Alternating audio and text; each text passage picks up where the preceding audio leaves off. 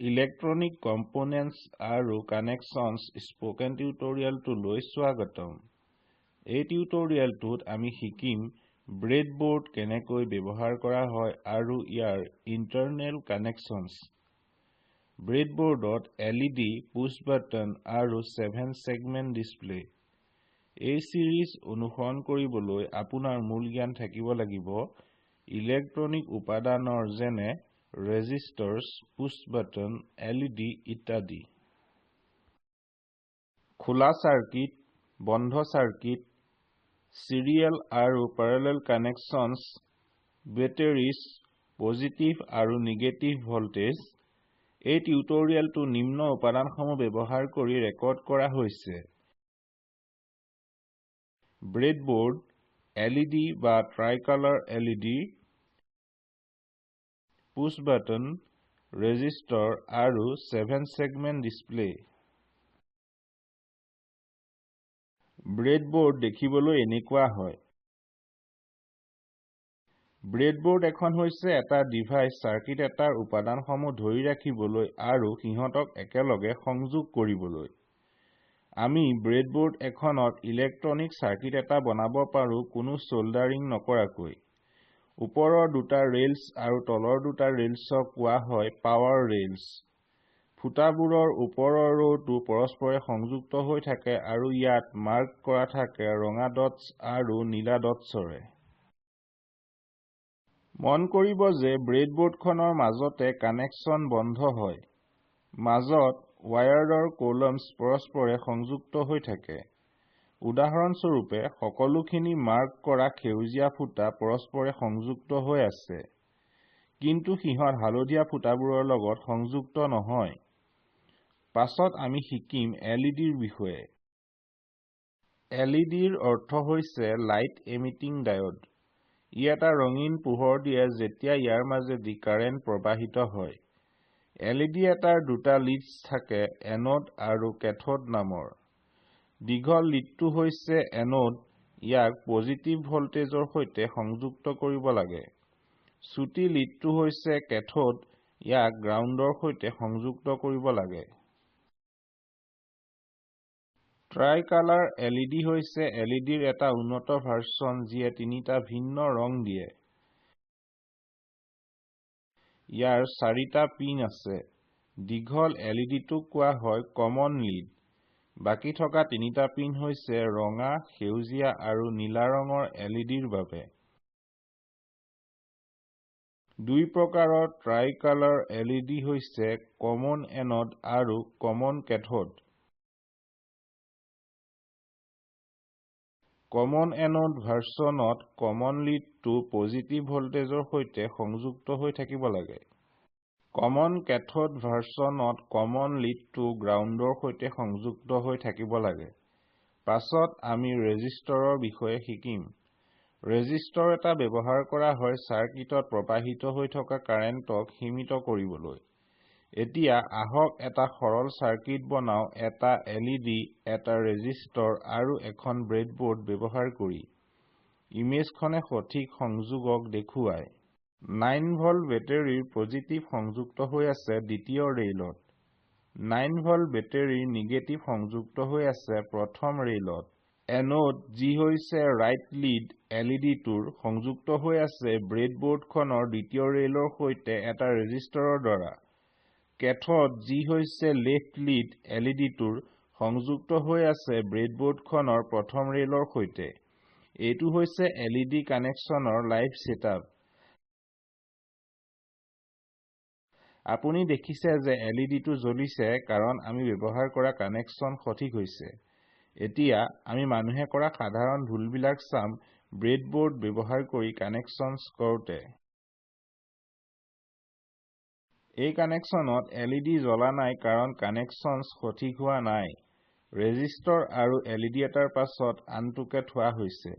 Power ৰেইলক বাদ দি ব্ৰেডবোৰ্ডৰ ফুটাবিলাক কলম অনুসৰি সংযুক্ত হৈছে। গতিকে LEDটোৰ এনোড আৰু ৰেজিষ্টৰ লিডৰ মাজত কোনো কানেকচন হোৱা নাই।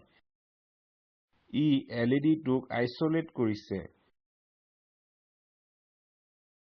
পাছৰ কানেকশ্যনত LED-টোৰ কেথডটো দ্বিতীয় ৰেলৰ সৈতে সংযুক্ত হৈছে। LED-টোৰ এনডটো প্ৰথম ৰেলৰ সৈতে সংযুক্ত হৈছে ৰেজিষ্টৰটোৰ দ্বাৰা। এই চাৰ্কিটত কানেকশ্যনছ যেনে হ'ব লাগে তাৰ বিপৰীত হৈছে, সেইবাবে LED-টো জ্বলা নাই। পাছত আমি পুছ বাটনৰ বিষয়ে শিকিম। এটা পুছ বাটন হৈছে এটা সৰল ছুইচ পদ্ধতি যিয়ে চাৰ্কিট এটাত দুটা পইণ্টক সংযুক্ত কৰে যেতিয়া টিপা হয়। পুছ বাটন সাধাৰণতে চাৰিটা ঠেঙৰ সৈতে আহে। নিৰপেক্ষভাৱে ছুইচটোৰ অৱস্থান অনুসৰি ঠেং A আৰু C সদায় সংযুক্ত হৈ থাকে। একেদৰে ঠেং B আৰু D সদায় সংযুক্ত হৈ থাকে। যেতিয়া ছুইচটো টিপা হয় চাৰিটা ঠেং পৰস্পৰে সংযুক্ত হয়। এতিয়া আহক আগৰ চাৰ্কিটটোত এটা পুছ বাটন যোগ কৰোঁ আৰু ইয়াক ব্যৱহাৰ কৰোঁ LED-টোৰ অৱস্থাক সলাবলৈ। ইমেজটোৱে সঠিক কানেকশ্যনছক দেখুৱাইছে। LED এনডটো সংযুক্ত হৈছে দ্বিতীয় পাৱাৰ ৰেইলত যি হৈছে পজিটিভ ভল্টেজ এটা ৰেজিষ্টৰ আৰু এটা পুছ বাটনৰ দ্বাৰা। আহক লাইভ ছেটআপ কানেকশ্যন চাওঁ। যেতিয়া পুছ বাটনটো টিপা হয় LED-টো আশা কৰাৰ দৰে জ্বলে। যিহেতু পুছ বাটনত চাৰিটা ঠেং আছে, চাৰ্কিটটো লগতে বেলেগ ধৰণেও বনাব পাৰি। পুছ বাটনৰ ঠেং বিক ব্যৱহাৰ কৰাৰ পৰিৱৰ্তে আমি ঠেং D ব্যৱহাৰ কৰিছো। যিহেতু সিহঁত ইণ্টাৰনেলি পৰস্পৰে সংযুক্ত হৈ আছে, LED-টো জ্বলে যেতিয়া পুছ বাটনটো টিপা হয়। পাছত আমি মানুহে কৰা সাধাৰণ ভুলবিলাক চাম পুছ বাটনছ ব্যৱহাৰ কৰোঁতে। এই ইমেজখন চাওক।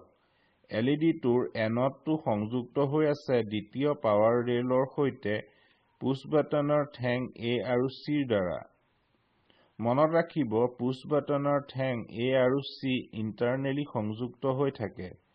গতিকে LED-টোৰ এনডটো সদায় সংযুক্ত হৈ থাকে দ্বিতীয় পাৱাৰ ৰেলৰ সৈতে পুছ বাটনৰ নিৰপেক্ষভাৱে। এই চাৰ্কিটত LED-টো সদায় জ্বলে, আনকি পুছ বাটনটো অফ হৈ থাকিলেও। আহক এতিয়া 7 ছেগমেণ্ট ডিছপ্লেলৈ যাওঁ। 7 ছেগমেণ্ট ডিছপ্লেত 7টা LEDs নাম্বাৰ 8ৰ আকাৰত সজোৱা থাকে। দুই প্ৰকাৰৰ 7 ছেগমেণ্ট ডিছপ্লেজ হৈছে কমন এনড আৰু কমন কেথড 7 ছেগমেণ্ট ডিছপ্লে। এটা কমন কেথড 7 ছেগমেণ্ট ডিছপ্লেত pins A, B, C, D, E, F, G আৰু ডট সংযুক্ত হৈ থাকিব লাগিব +5 ভল্টছৰ সৈতে। দুটা কম পিনছ সংযুক্ত হৈ থাকিব লাগিব গ্ৰাউণ্ড G and D ৰ সৈতে।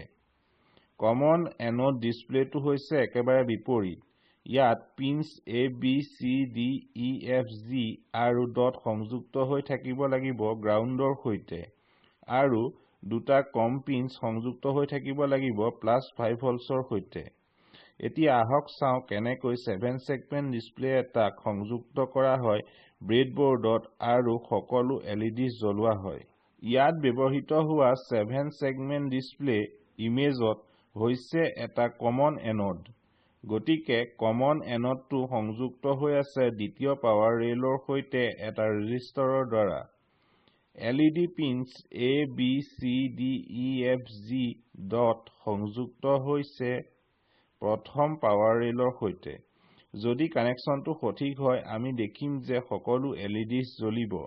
আহক লাইভ ছেটআপ কানেকশ্যন চাওঁ। আমি দেখিছো 7 ছেগমেণ্ট ডিছপ্লেৰ সকলো ছেগমেণ্ট জ্বলিছে। ইয়াৰ সৈতে আমি এই টিউটৰিয়েলৰ শেষ পালোহি। আহক মূলভাৱ চাওঁ। এই টিউটৰিয়েলটোত আমি শিকিলো ব্ৰেডবৰ্ডৰ বিষয়ে আৰু ইয়াৰ ইণ্টাৰনেল কানেকশ্যনছ, ব্ৰেডবৰ্ডত LED, পুছ বাটন আৰু 7 ছেগমেণ্ট ডিছপ্লে।